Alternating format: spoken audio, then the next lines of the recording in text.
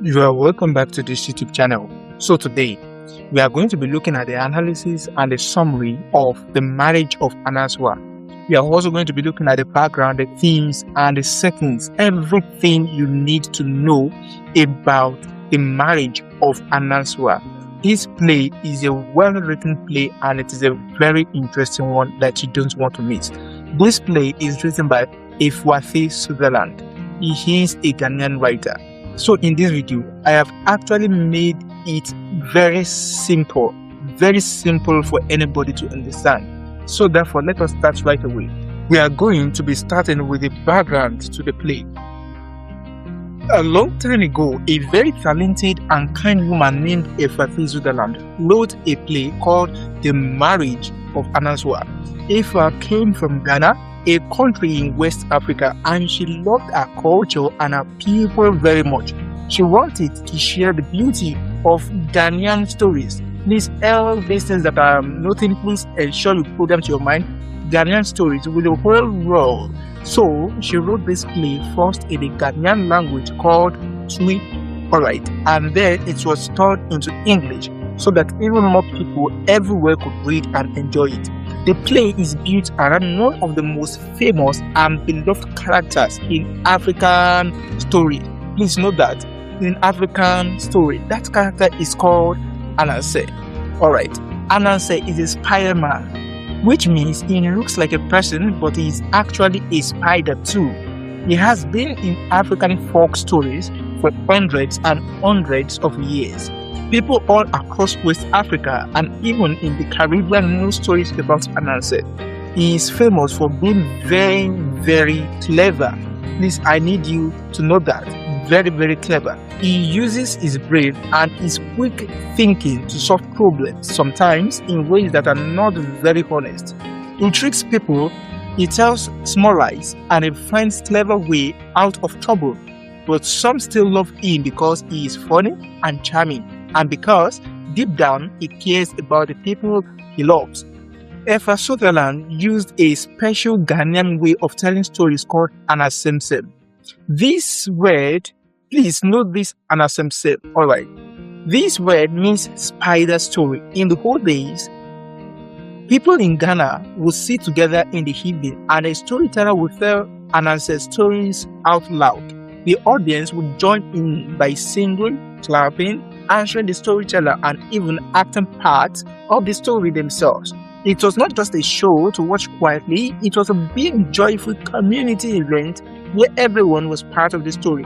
Efwafe Sutherland brought this beautiful tradition into a play, and that is what makes it so special and different from most other plays. This play was written at a time when Ghana was finding its own voice as a new country. It was important for Ghanaians to celebrate their own culture and be proud of their own tradition. Efwafe Sutherland was one of the people who worked hard to make sure that African stories, African theatre, and African ways of life were respected and remembered. This play is a big part of that important work. Please note that. Now, let's go to the setting of the play. Alright, the play is set in Ghana, as you must have known by now, which is a warm and beautiful country on the west coast of Africa.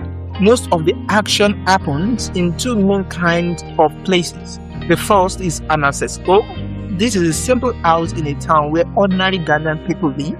It is the kind of home where people cook outside, receive visitors in the sitting area, and where family life happens every day.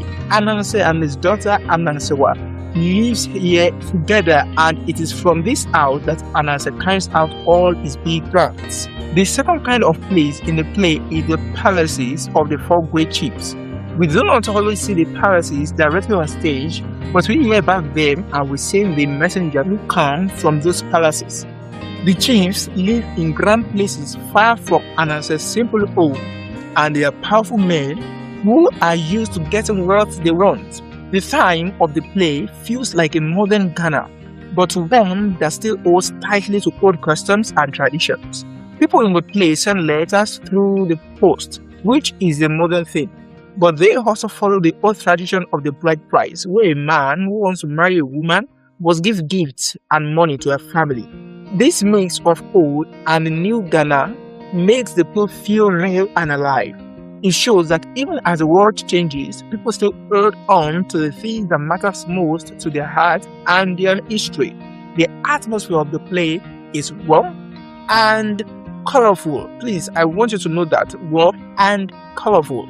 There is laughter, music, dance, and the kind of storytelling energy that makes you feel like you are sitting around the fire with friends listening to a wonderful tale. Please note that. Now, let's go to the plot summary of the play. The story begins with Ananse sitting in his own and worrying. He's a man with very little money and he has a beautiful daughter named Anansewa, whom he loves more than anything in the world.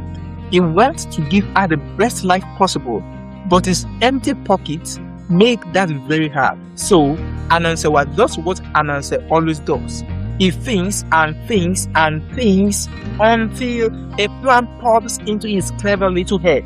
Ananse decides to write letters to 4 very powerful and very rich chiefs. In each letter, he tells the chief that his wonderful daughter Anansewa is available to marry and that he believes his chief would make the perfect husband for her. The chiefs are all very excited when they receive the letters. A beautiful, well-raised Ghanaian girl from a thoughtful family. Yes, please. Each chief sends money back to Ananse as part of the bride price arrangement. Ananse collects the money from all 4 chiefs and smiles to himself. Things are going exactly as planned. But of course, things cannot stay smooth for long. All 4 chiefs start sending their personal messengers to Ananse's home to check on Anansewa and to make plans for the wedding.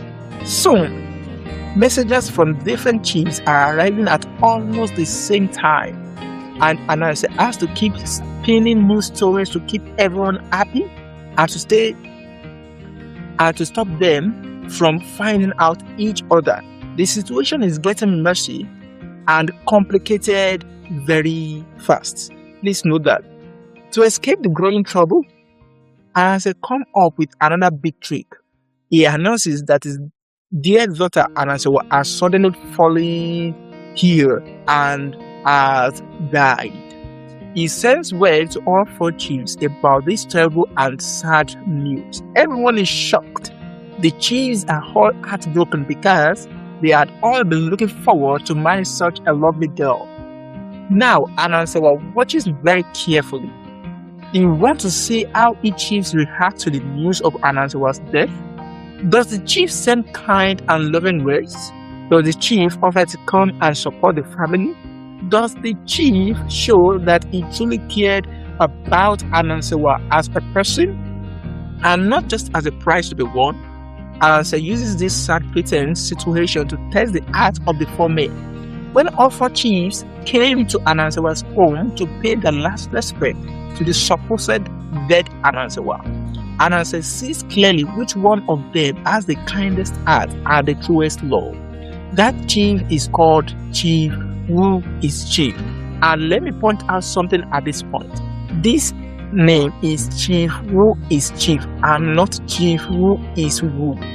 Because those of you that you have read Harvest of Corruption, you may be exchanging or misplacing this word or this name for Chief Who is Who. It is not Chief Who is Who, it is Chief Who is Chief. Let's continue. He shows the most care, the most warmth, and the most genuine sorrow. Ananse is satisfied he has found the right man for his daughter. At the right moment, Ananse reveals the truth. Anansewa is not dead at all. She is perfectly alive and well. It was all a test, a big trick by the great Ananse himself. There is shock, there is relief, there is laughter, and there is joy. Please note that Ananse announces that Chief Who is Chief will be the one to marry Anansewa. The play ends with the whole community coming together in songs and dancing and celebration, just the way a good Ananse story should always end. Isn't that a very wonderful summary? Even with this summary, I'm very sure that a 5-year-old or 7-year-old child will actually follow and relate with it. These are some of the benefits you get for actually coming back to this YouTube channel. Now, let us talk about act by act summary of the play. These will really help you to know how the play proceeds. Act 1. The play opens with the storyteller welcoming everyone and setting the scene. We meet Anansewa at home, clearly worried about money. His daughter Anansewa is there too, sweet and gentle, trusting her father completely. Anansewa shares his great plan with Christy, a woman who helps him and types all his letters, that is, the letters he wrote to the 4 chiefs. He writes to 4 chiefs, Chief of Sapase or Sapa, Chief of Tugbe or Akate, Chief of the Mines, and Chief who is Chief. Each letter promises that Anansewa is the right woman for that particular chief. Anansewa collects money from all 4 of them. The storyteller and the chorus sing and comment on events as they happen, keeping the audience in the loop and making everyone feel part of the story. Act 2. The messengers from all the different chiefs start arriving at Anansewa's home one after the other. Sometimes, almost at the same time, each messenger brings gifts and want to finalize the marriage arrangement. Anansewa has to think fast and act fast. Please note this, he has to always think fast and act fast to keep each messenger satisfied without letting any of them know about the 3 others. The situation grows funnier and more things at the same time. When things get truly out of control, Anansewa plays his biggest card. He pretends that Anansewa has died suddenly. He mourns loudly and dramatically and sends the news to all 4 chiefs. The tone of the play shifts from funny to something wiser and more thoughtful. Act 3. The 4 chiefs arrive at Anansewa's home with their supporters to pay their respect to the dead Anansewa. Anansewa watches each chief's behavior very closely. Some chiefs are cold, some are more interested in getting their money back or in looking important, but Chief who is Chief behaves with genuine kindness and deep love. Please, I want you to know this, genuine kindness and what? Deep love. He speaks of Anansewa with real affection and shows that he truly wanted to know her as a person. Anansewa is moved by this. He calls everyone's attention and makes his announcement. Anansewa is alive. Remember, it is only acted.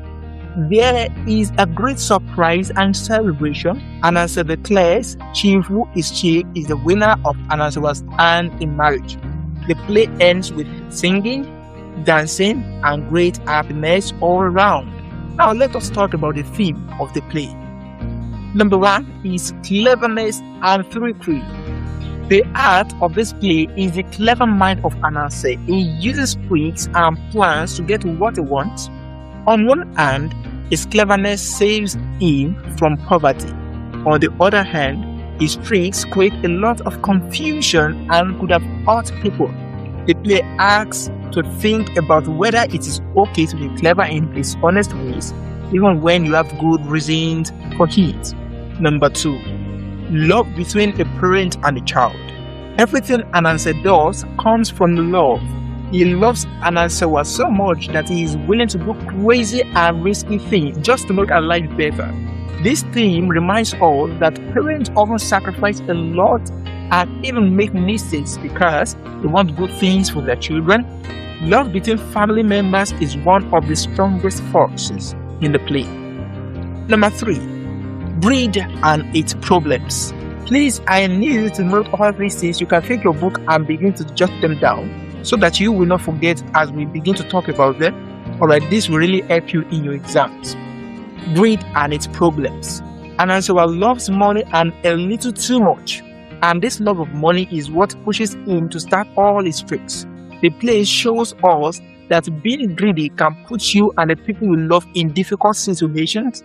Ananse's greed makes things very complicated and it nearly causes harm to his own daughter in the process. Number 4. Through love versus shallow interest. The play teaches us a very important lesson about love. Not everyone who says they want you actually loves you. Some of the chiefs wanted Anansewa because she was beautiful or because it felt like a good arrangement for them. But Chief, who is Chief, showed love that was real and deep.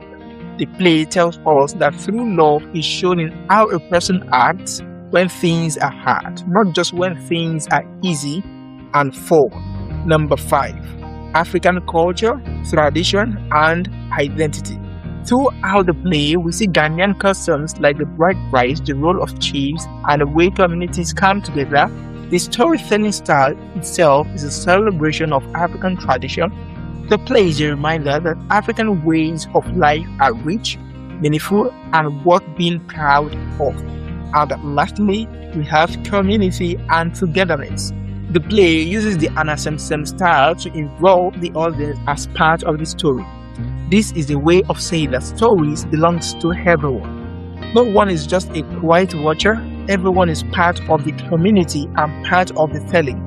This sense of togetherness is woven through every part of the play. Now, let us move to the characterization of this play. Number 1 on the list is Ananse, because it's the major character in this play. He's the main character and the engine that keeps the whole story moving. Ananse is incredibly clever, always thinking 2 or 3 steps ahead of everyone else. He's funny and entertaining, which makes it very hard to stay angry at him even when it does something sneaky. He loves his daughter deeply and sincerely, and this love is what makes him a character we root for. Even when his measures are not exactly honest, Ananse represents the human side of all of us that wants to find a way out of a hard situation, even if that way is not perfect. And number 2 is Anansewa. She's Ananse's daughter and a prize at the center of the story. Anansewa is gentle, obedient, and full of trust. She does not know the full details of what her father is doing, and she simply trusts that he has her best interest at heart. She's also smart and aware, and by the end of the play, she begins to understand more about the world around her. She represents the young Ghanaian woman who deserves real love and a good life. And number 3 is Christy. Oh my goodness. Christy is a woman who works with Ananse and helps him type and send his letter. She is practical and helpful, but she sometimes feels uncomfortable with Ananse's more dishonest schemes. She represents the ordinary good-hearted person who gets caught up in someone else's big plans. She adds a sense of everyday reality to the story. And the next are the 4 chiefs. The 4 chiefs each represent a different kind of powerful man. Chief of Sapase, Chief of Today, and Chief of the Mines all show in various levels of interest in Anansewa, but their responses were supposed there to reveal that their feelings were not as deep as they claimed. Only Chief, who is Chief, stands out. He is warm, gentle, and truly loving. He is the kind of person who values a human being for who she is, not just for what she looks like or what she represents.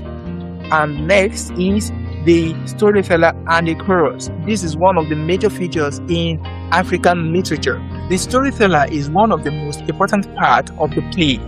He speaks directly to the audience, explains what is happening, sings with the choruses, and helps everyone follow the story. He is like a wise and friendly guy. The chorus joins in with songs and responses, bringing the whole audience into the world of the play. Together, the storyteller and the chorus create the lively community feeling that makes this play so special. Let's talk about the dramatic technique used in the play. And the first one is the Ananse storytelling style. The biggest and most beautiful technique in this play is the use of Anansewa, the traditional Ghanaian spider story style. This means that there is a storyteller who stands between the audience and the action, guiding everyone through the story. The audience is not just watching, they are invited to respond, to sing along, and to be part of the telling. These techniques make the play feel alive and warm and like a full community gathering rather than a formal performance. Number 2 is song and music. Music is used throughout the play to carry emotions that words alone cannot always express. When something exciting happens, there is a song. When something sad happens, there is a song. The songs help the audience feel what the characters are feeling, and they also help to move the story forward at a nice pace. The music connects the modern story to the old traditional ways of telling an ancestor story. And number 3 is the dramatic irony. One of the most fun techniques in the play is dramatic irony. This is when the audience knows something important that the characters on the stage does not know. The clearest example is when Anansewa pretends Anansewa is dead. We, the audience, know she is perfectly fine, but the 4 chiefs believes she is really gone. This creates a wonderful mix of laughter and suspense as we watch the chiefs react to news that we know is not true. Number 4 is humor. The play is full of funny moments, and as his white glance is quick thinking when things go wrong, and the way he talks his way out of every corner all brings lots of laughter. The humor makes the play enjoyable for people of all ages and help deliver the deeper lessons of the story in a light and pleasant way. Even serious about love and greed are wrapped in moments of fun. And the next is symbolism. Many characters and events in the play carry deeper meanings. Anansewa, the spider, represents clever thinking and a human desire to find a way through difficult situations. Anansewa represents innocence and the hope of the next generation. The fake death represents the idea of testing something or someone before making a final decision. These symbols give the play layers of meaning that make it interesting to think about long after you have seen it. Direct address to the audience, that is the next. The storyteller often speaks directly to the people watching the play. He asks them questions, tells them what to look out for, and makes them feel personally involved. These techniques break down the wall between the stage and the audience and reminds everyone that a story belongs to the whole community. Now let's talk about some major events in the play. One of the most important events in the play is when Anansewa sits down and writes his letter to the 4 chiefs.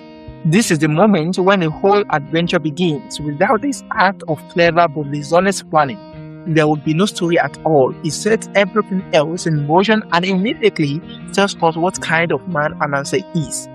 Number 2, the chief sends money. Each of the 4 chiefs responds to Anansewa's letter by sending money as part of the bride price agreement.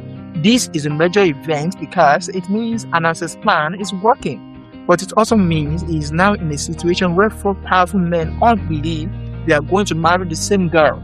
The trouble has officially started, even if Anansewa does not fully set it yet.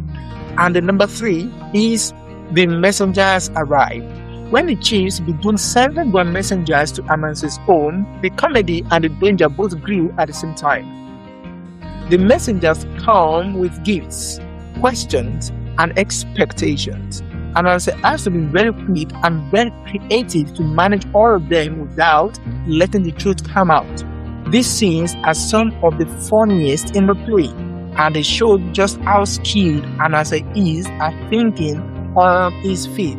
And the next is the fake death of Anansewa. This is probably the biggest and most dramatic event in the whole play. When Anansewa announces that Anansewa has died, everything stops. The laughter fades for a moment and something more serious takes over.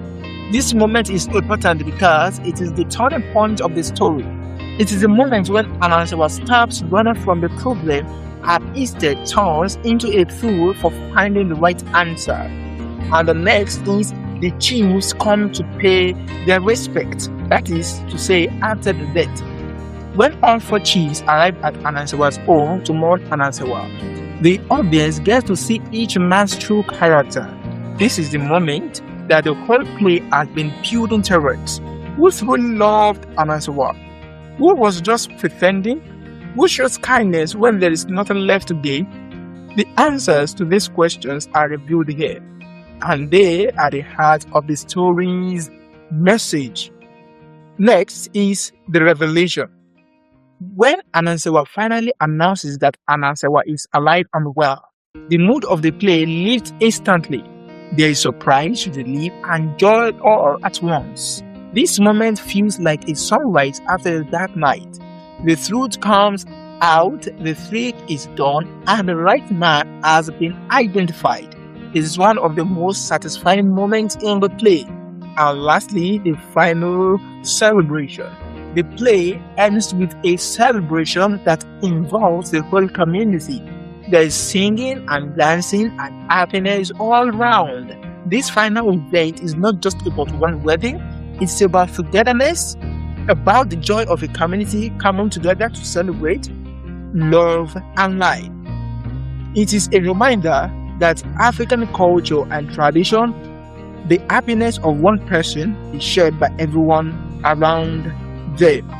If you have been able to follow me up to this point, I can say for sure that you are not going to have problem with understanding this play by F.